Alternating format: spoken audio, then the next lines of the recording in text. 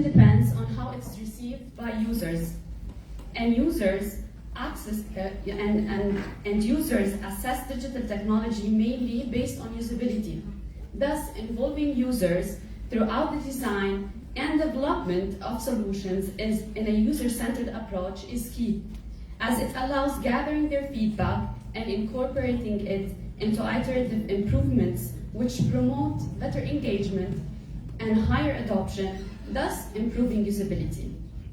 User-centeredness helps to address the issue of health disparities by ensuring that solutions are designed to be accessible and inclusive.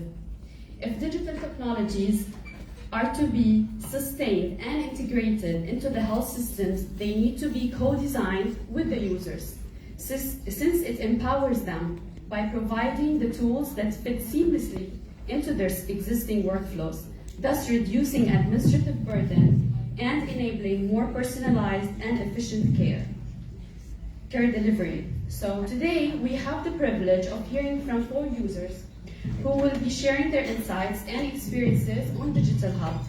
Our first speaker is Mr. Hánي, the founder of Vibrant Star Association, who will be discussing patient-centered digital health approach based on his work to support cancer patients. Following Mr. Nassar, we will hear from Mrs. Bahia Moore on digital health applications in pharmacy practice. Mrs. Moore is a pharmacist utilizing Medicare in her pharmacy, so we'll hear more about this.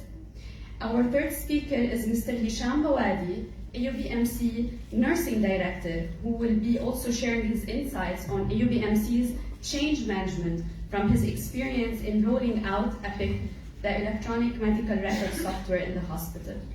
Last but not least, we will hear from Dr. Youssef Bakhash, who is a plastic surgeon and reconstructive surgeon and the director of the hand surgery unit at AUBMC.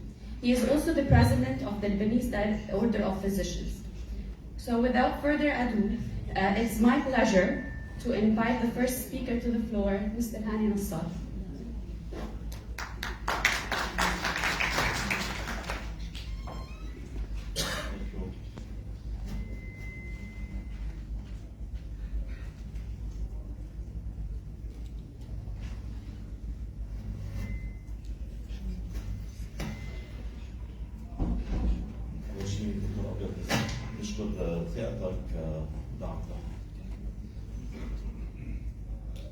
شو المانع انه ستوك الادويه بمستودع الكارنتينا يكون معروض اونلاين؟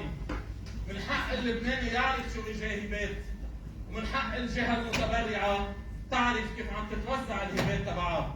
نحن مرضى السرطان وقت ما يعملوا لنا دواء عم يقتلونا. تعذبت، رح شعري، رفض عفيري، تغير جسمي، نفسيتي تعبانه، ما حدا سألني عني. شو المطلوب؟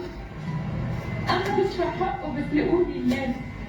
نحن ما عم نطلب ولا عم نشحد، هيدا حقنا، والدولة بدها تعطينا إياه، ممنوع دولتنا تقتلنا. مريض السرطان بلبنان مش هيك اخرته. مريض السرطان بلبنان له حق يتعالج بكرامته.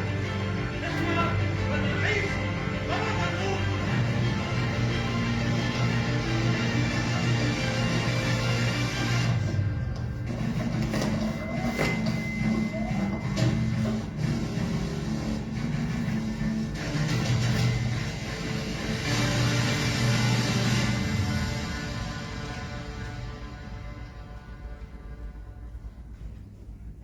This was the situation before the automation.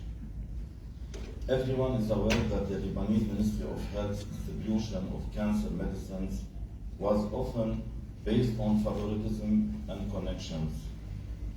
If you knew someone in a position of power, you were more likely to get the medicine you needed. Otherwise, you could go without. We often found that cancer and other medications were being smuggled out of the country, leaving well-to-do patients to buy them at exorbitant prices.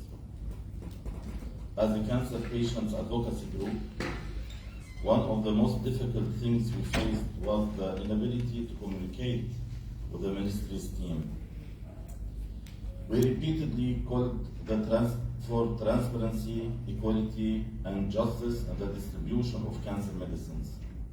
We demanded the concerned officials to address the medicine shortage and to put an end to the massacre of adult cancer patients in Lebanon. We held several protests and sit-ins to support and advocate for cancer patients in Lebanon. Since Dr. Firas Abyad assumed his position as Minister of Health, he has listened to the concerns of patients. He has been clear and cooperative, and he has involved us in all steps of the process. He has listened to our opinions and taken them into account. Post-automation. The automation of the medication distribution system has greatly benefited us in the following ways. It has stopped the theft, smuggling, and vanishing of medicines. It has ensured that medicines are distributed fairly and equitably to all patients. It has put an end to the humiliation that patients faced when they had to wait for hours at the drug distribution center in Karantina without receiving their treatment. It has allowed us to track the number of cancer patients and the number of medicines they need. It has saved the ministry money by reducing waste. For sure, we have some remarks. The guidelines. Due to a lack of funding, the Ministry of Health has narrowed the criteria for administering treatments to patients. This has resulted in many patients being denied treatment due to lack of funding. Instead of making an effort to secure financing, the ministry or the government has chosen to sacrifice some patients. This is what happened with some women with ovarian cancer. System gaps. As the new system has been implemented and used, we have identified some gaps and errors. However, we are grateful to Minister Dr. Abyad for his responsiveness and for issuing instructions to correct the errors. The worst offense is to say there are quantities of a certain medicine that were not included in the system, so we thought that this medicine was not available while it was. We hope that this will not be a step backward to the old system of discretion and distributing medicines to patients. Medical records updating. Requiring patients to renew their medical records and undergo new examinations every 3 or 4 months in order to obtain their treatments is a financial burden for many patients. For example, some patients receive 2 books of one drug, medication, but were then asked to renew their records before receiving the 3rd box. This can be a significant financial hardship for patients who are already struggling to pay for their treatment. The lifting of subsidies for chemotherapy, which cost a few $100s, has contributed to many patients stopping their treatments. This is because many patients cannot afford to pay for chemotherapy out of pocket. If we do not see patients in hospitals because they cannot pay the cost, this does not mean that they do not exist. In fact, it's likely that there are many patients who are struggling to pay for their treatment and who are not receiving the care they must have. Monitoring. When the minister presented the project to us, we agreed to oversee the proper functioning of the external auditor. However, we are now unavailable to do this because we do not have access to the data that we need. In the past, we were able to reassure patients and direct them to the appropriate resources based on our relationships with the scientific offices of pharmaceutical companies. However, this is no longer possible because there is no single source that provides accurate information. For example, لأنه نحن بنتعاطى مع الكل ونعرف الكل وأغلبية مرضى لبنان بيصبوا عنا. اليوم دكتور أبيض مثلا في دواء لتروزول المدعوم سعره على السيستم 1,600,000 ليرة لأنه رفع الدعم للمرحلة القادمة. بس بعد في عنا 3000 علبة بالسوق المفروض ينباعوا على السعر المدعوم. الصيادلة اليوم عم بيبيعوا على 1,600,000 بينما نحن المفروض نشتري على 500,000. So هذه المفروض تتظبط على السيستم. The hotline.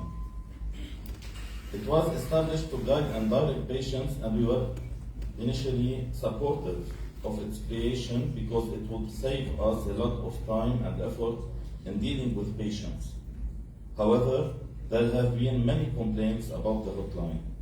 For example, many times no one answers the phone, and even when someone does answer, they often do not have the answers to our questions or they give us the wrong information. And we know it needs time. Funding issues. The availability of medicines is still very limited, and they are not always available at the right time or in the right quantities. There are still delays in importing medicines due to delays in transferring funds from the central bank. The significant achievement that has been made will be meaningless if it's not completed by passing a law from Parliament. Any future Minister of Health will be required to work with this automation system. Otherwise, it will be a mirage in the desert. Thank you from the heart to everyone who worked on this project. If we are offering some constructive criticism, it's only for the purpose of improvement and for cancer patients to obtain their basic rights. Our last call is, we believe that it's not enough to put in place an automated drug distribution system. We also need to secure the necessary funding so that cancer patients in Lebanon can receive their treatment with dignity without begging or pleading.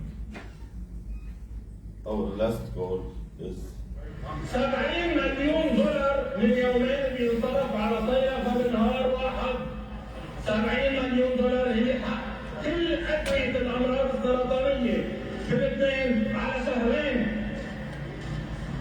خففوا سرقة، خففوا فساد، تتأمن كل أدويتنا.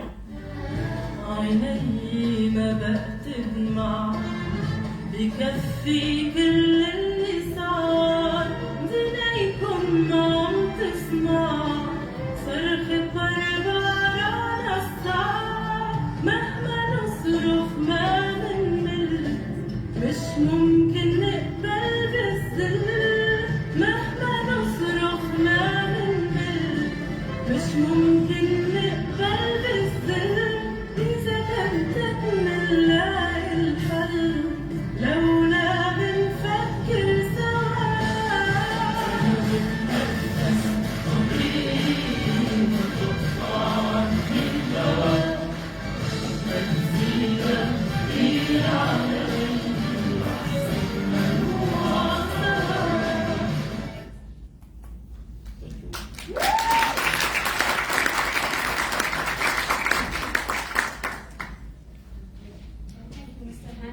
Insights and lots of improvements to be done for the future. I would like to call Mrs. Bahia Mol.